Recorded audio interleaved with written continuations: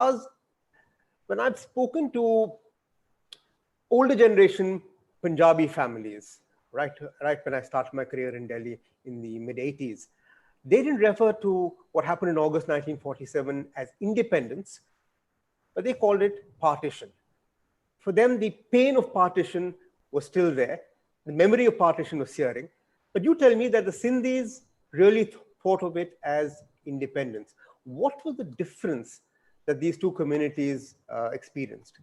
I think it might be a generational difference, but I'm not very sure. I know that when I started when I started talking about partition, I used to get these negative reactions, oh, don't start that again kind of thing, because of the images of violence and the horror stories.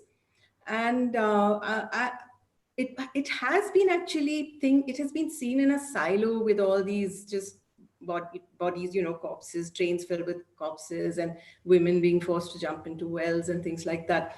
But then, if what my work has been is to look at individual stories and look at it a little more closely and go kind of beyond the cliches. Mm-hmm. And I think along the way, I actually developed my own cliche, which is that when you look at partition, you think of it as something where the two major communities were at war with each other. But when you go to the individual level, you actually see every family I've interviewed has a story of how they were saved or they were protected by members of the other community, and often at risk to their own lives. So, you can also see it as something where the two communities were actually the closest. But when it comes to the Sindhi, the whole story is different, partly because there was much less violence in Sindh.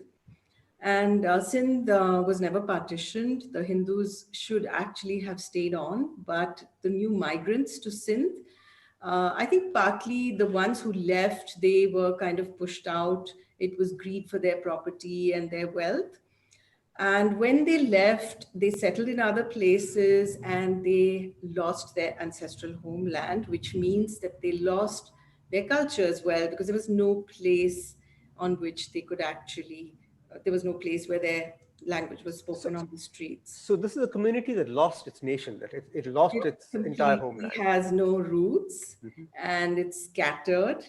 A lot of majority of the population is Bombay, also Pune, but it's a global community. Every port around the world, and that's not a new story. It's not from 1947. The ports were populated by Sindhi traders right since 1860s. Okay. Since the 1860s. So those were trading posts which grew into communities after.